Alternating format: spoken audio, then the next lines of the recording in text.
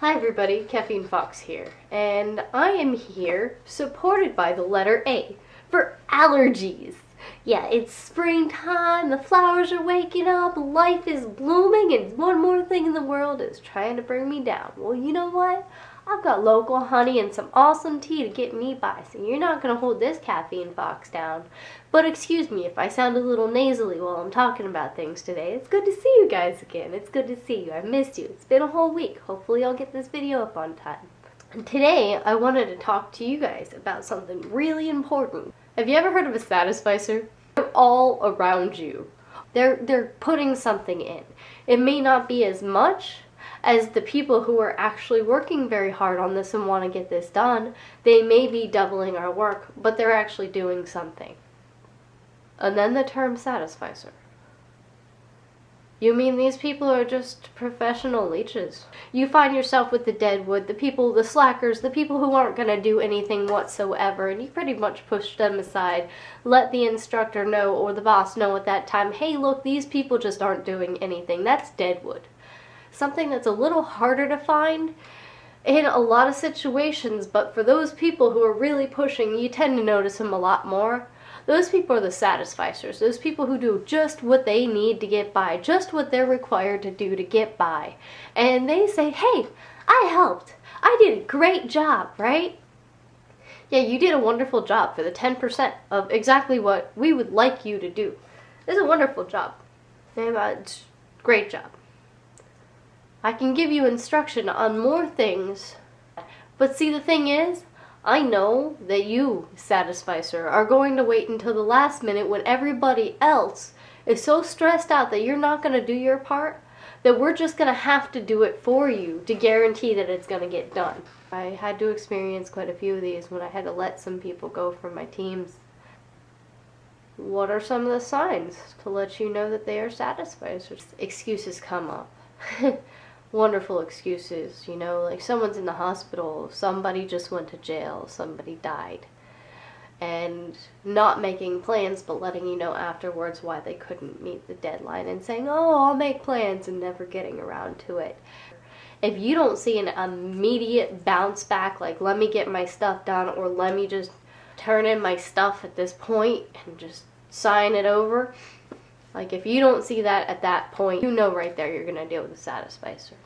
You delegate roles to people and give them the opportunity to start building stuff and tell them when you're going to meet up to collaborate work, and they're always running late to meetups that are organized and agreed upon throughout the whole group. That is a big sign that you're going to have a lot of problems getting this person to do something. Maybe they're a Satisficer in this moment, and they're not a Satisficer in their whole life, but that doesn't make a difference in the workplace. So in a lot of situations, you need to realize that. People need to be able to understand quick bounce backs.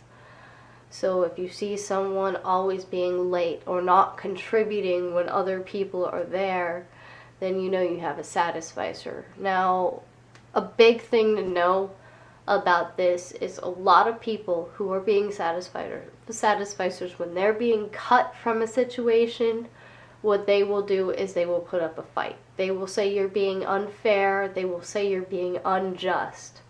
What you need to do as a manager, as a team leader, is remember that every step that you're doing, you record. If you're going to have sessions where you all meet up and you communicate, you press a record button and make sure you capture everyone's voices. You take notes from that meeting. You make sure you have minutes.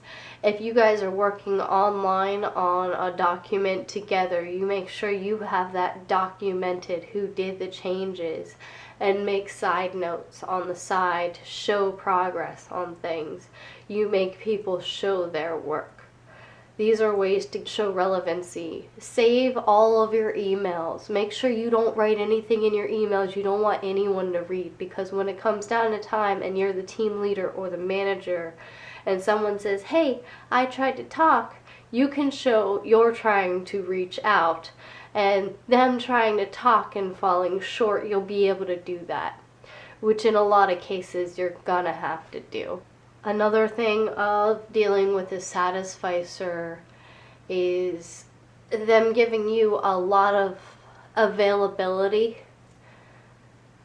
and a lot of ways to communicate, but only being found on one or two, but only at random times, never truly being able to communicate outside of stuff. That can really hinder a group, whether it's a team in work or a team in school. It's all the same.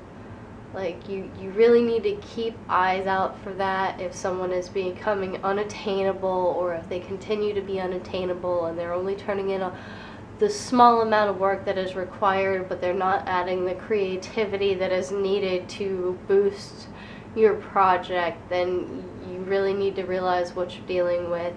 Even though they are doing exactly what you said, you need to be very thorough at this point to say, hey, I need more from you.